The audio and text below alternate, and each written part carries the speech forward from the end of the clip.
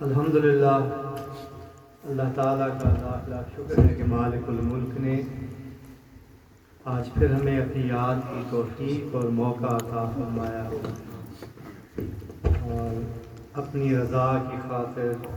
خوش دل کی سرزمین پر آنے کی توفیق عطا فرمائی۔ اس خوبصورت سینٹر میں جسے بڑی محبت کے ساتھ خلیفہ محمد افضل صاحب چلا رہے ہیں، بنایا ہے، اسے مینٹین کر رہے ہیں، بڑی تنگدہی کے ساتھ، بڑی محبت کے ساتھ یہاں پر آ کے بہت خوشی ہوئی۔ ان کے لیے خاص دعا کریں کہ اللہ تعالیٰ انہیں اور ان کے بچوں کو، ان کا بیٹا ہمیشہ حافظ علی اصغر میرے ساتھ رابطے میں رہتا ہے، ہمیشہ ان کے لیے خاص دعا کریں کہ اللہ تعالیٰ انہیں ہمت، حوصلہ اور توفیق عطا فرمائے کہ اس نسبت رسولی کے مرکز کو یہ اسی طرح چلاتے رہیں، مزید محنت کریں، اور یہ نسبت رسولی کا برطانیہ میں ایک ابھرتا ہوا مرکز ہے، ہمیشہ یہ یاد رکھیں، اور جتنی آپ سے خدمت ہو سکے اس مرکز کی بڑھ چڑھ کے کیا کریں، سارے مل کے کیا کریں، انشاءاللہ اللہ تعالیٰ اس میں برکتیں عطا فرمائے۔ حاضرین محترم، وقت کی کمی ہے، بہت مختصر بات کروں گا، اس لیے کہ ہمارا اصل مقصد اللہ کا ذکر ہے، مراد نظریہ پڑھنے آئے وہ کریں، لیکن ایک چھوٹی سی بات ضرور کروں گا، کچھ لوگ شاید اسے سمجھ سکیں، امید ہے اکثریت سمجھ ہی جائے گی۔ تھوڑی سی سیلف اکاؤنٹیبلٹی اور ریئلٹی چیک کی ضرورت ہے۔ علامہ صاحب نے بڑی زبردست تقریر کی اور بڑی خوبصورت باتیں کی، اور انہوں نے دعا کرنے کا، اور ہر مسلمان کا دل تڑپ رہا ہے ان کی طرح آج، لیکن کچھ ریئلٹی چیک ہے، تھوڑی سی سیلف اکاؤنٹیبلٹی۔ اہل ایمان کی تاریخ آپ دیکھیں تو شروع سے لے کے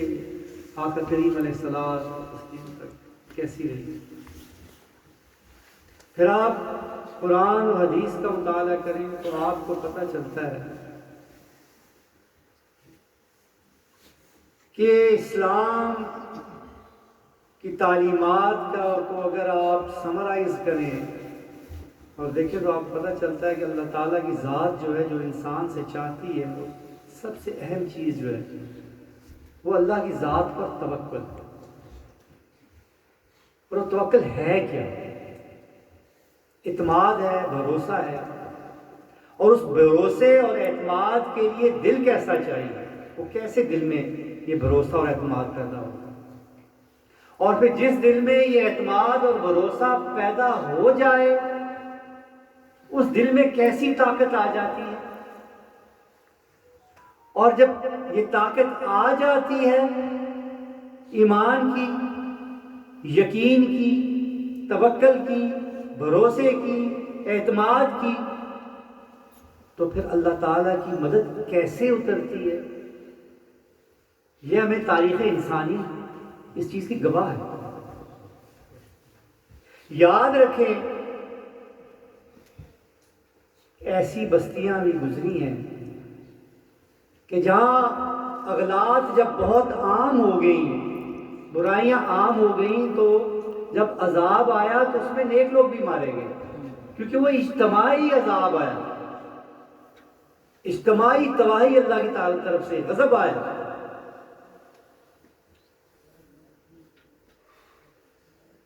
یاد رکھیں سیدنا ابراہیم علیہ السلام کے پاس کوئی فوج نہیں تھی، تنہا تھے، جس کے پاس پلے بڑے، جس نے پالا، جس کو باپ کہتے تھے، وہ بھی ساتھ نہیں تھا۔ وقت کا حکمران جو خود کو خدا کہتا تھا، نمرود، وہ صف آ رہا تھا آپ کے خلاف اور کہتا تھا کل میں نکل رہا ہوں میدان جنگ میں، تم بھی اپنے آسمان کے خدا کو کہو کہ اپنی فوج لے کے آ جائے۔ تو ابراہیم نے یہ تو نہیں کہا کہ کہاں سے فوج آئے گی؟ کہا ٹھیک ہے آ جاؤ، میں بھی آؤں گا۔ تنہا آ کے سامنے کھڑے ہو گئے، اور پھر وہ یقین کامل تھا، وہ توکل تھا، وہ ایمان کی کیفیت تھی کہ رب ذوالجلال نے آسمان سے اپنی فوج کیسے نازل کی۔ تاریخ گواہ ہے، علماء بیٹھے ہیں، آپ لوگ سب جانتے ہیں، آپ پڑھتے رہتے ہیں ساری یہ تو انبیاء کی کہانیاں، کس طرح وہ کیڑے آئے، کس طرح وہ لاکھوں کی فوج کے ساتھ چپک گئے۔ آج کے دن میں تو آپ کو پتہ بھی چل گیا ہے کہ کس طرح کی یہ وائرسز اور یہ بیکٹیریا اور یہ چیزیں آ جاتی ہیں، اور بالکل ہڈیاں وہاں رہ گئی اور گوشت کو وہ کھا گئے، ختم۔ نمرود نے کہا کہ ابراہیم کو آگ میں پھینکو،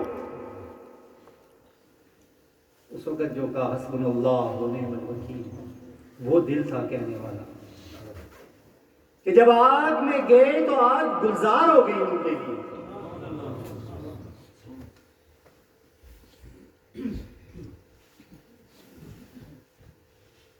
اسی طرح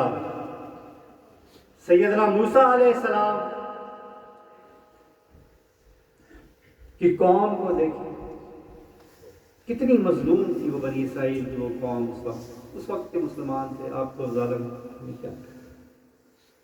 اور فرعون کی قوم کس طرح ان پر ظلم کرتی تھی موسیٰ علیہ السلام کی قوم پر۔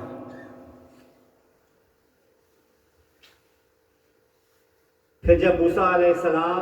وہاں سے اس کو لے کے نکلے اپنی قوم کو، آگے آگے وہ قوم، مظلوم قوم، پیچھے سپاہ فرعون